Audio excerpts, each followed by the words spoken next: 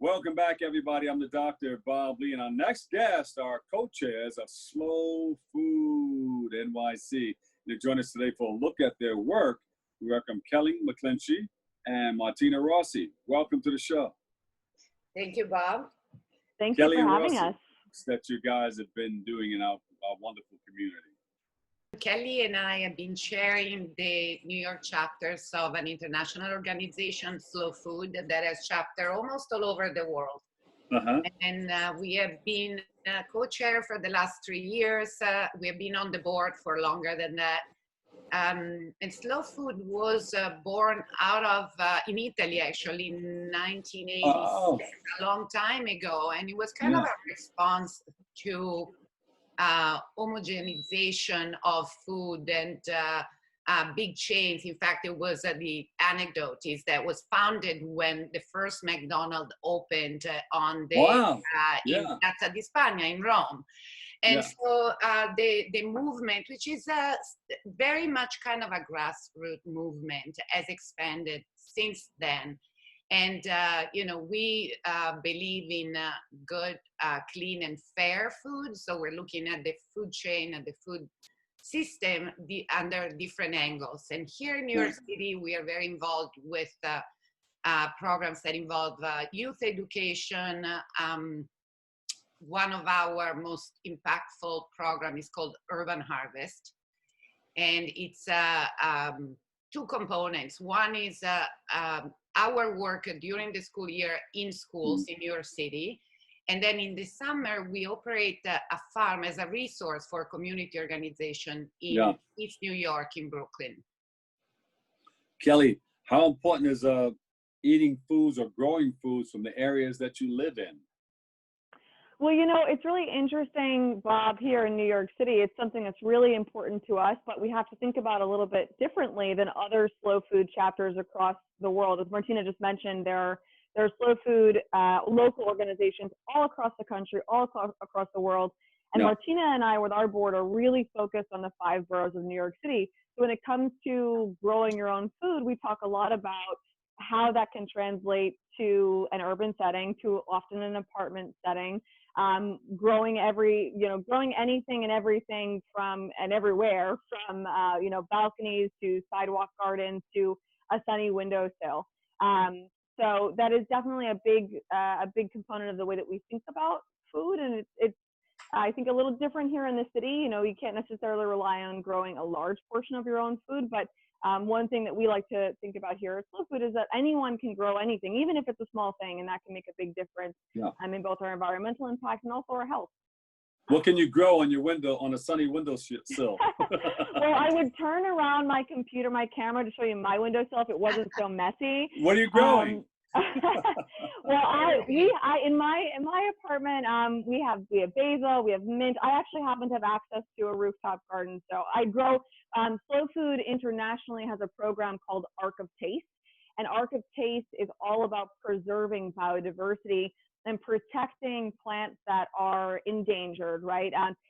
Plants and also growing traditions, going way back. And so I have a few heritage beans and peppers that are Slow Food Arc of Taste vegetables growing above my head right now. Do you have a green thumb? Both of you guys have green thumbs, huh? I would say Kelly has a slightly more apt green thumb that I have, but I love plants and I grow stuff too, and it's you're underselling yourself. You have a green thumb too. We love to go see what grows in our farm in East New York. Yeah. We go there, of course, regularly, and right now we are starting to see a lot of beautiful tomatoes and herbs and greens. So it's exciting. Yeah, and this is healthy too. When you're eating a lot of greens, that that really, because a lot of people like in the inner cities don't have access to a lot of that, Yes, exactly. So a big thing with Martina mentioned our school garden program. We've been doing that for over a decade, and that really is all about bringing this element of how do you grow your own food in a New York City school space. And a lot of our teachers that we work with through that program are incredible innovators who really have the health and well-being of their students top of mind. And they'll turn, a paved concrete patio in the back courtyard of the school into a thriving, abundant, productive space for the kids to really get their hands in the soil in a way that's, again, good for both their body and mind. Yeah, I'm still trying to figure out how to do that that windowsill thing, because I have an avocado plant, but I can't get any fruit from it. What happened? How big does it have to grow in order to get fruit? Big. You can sprout it, and it's a fun little experiment in regrowing food from a food scraps essentially. But it's tough to get a full avocado in New York City. Keep trying, Bob. Keep trying. I got to tie the thing up, put a stick, hold up the branch or the stalk, because if something grows on it, it's going to tilt over. It's going to be so heavy. Exactly. So that's good. Wonderful. And you're teaching a lot of youngsters about going from seed to harvest, huh? Yes, this is the program that we ran up until this year. So maybe then we will talk about how we reinvented ourselves post-COVID. And yes, we work with... Well, how did you do that?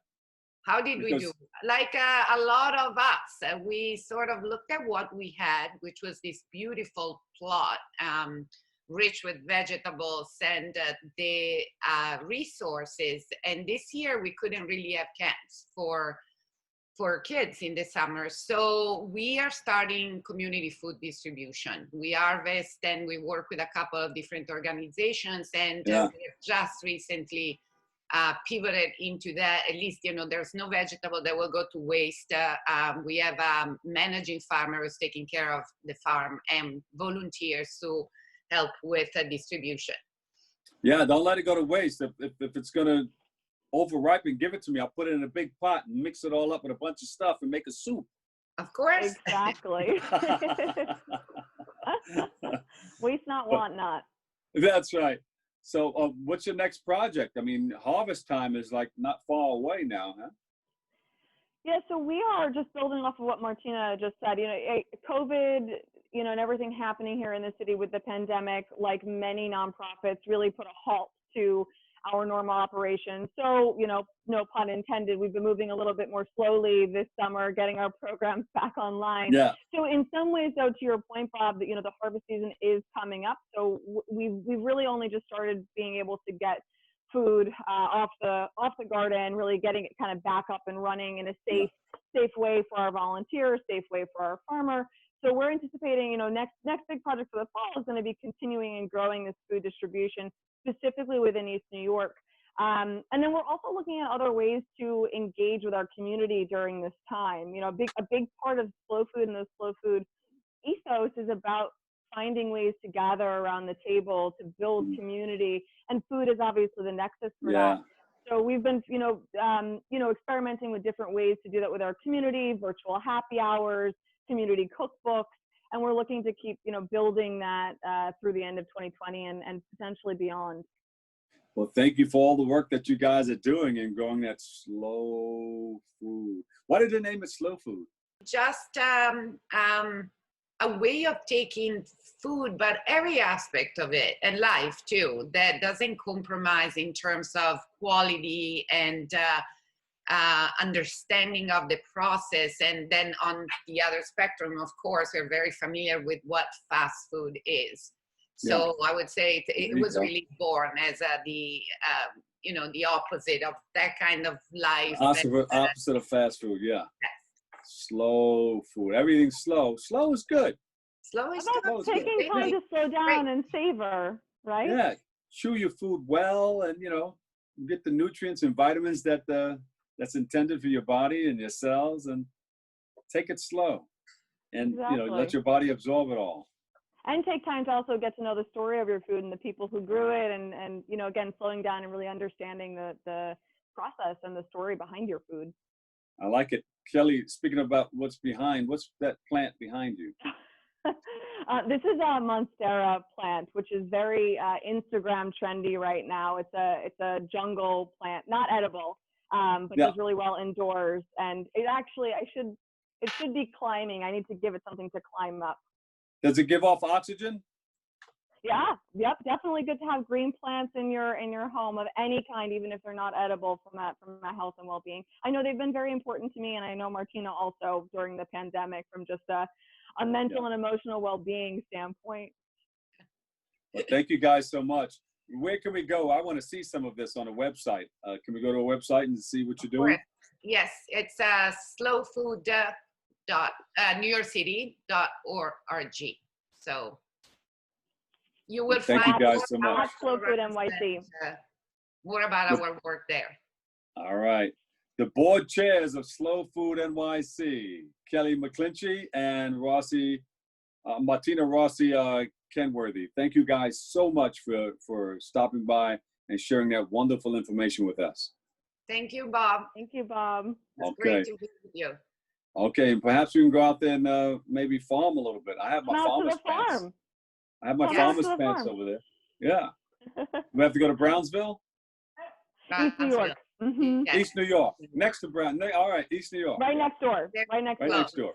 Okay. Well, thank you guys so much. Thank you for your service, and thank you for all that you're doing and educating our youth and educating people about the Slow Food NYC. Thank you, Bob. All right. We'll take a break. We've got more slow and good stuff on the way next on Open.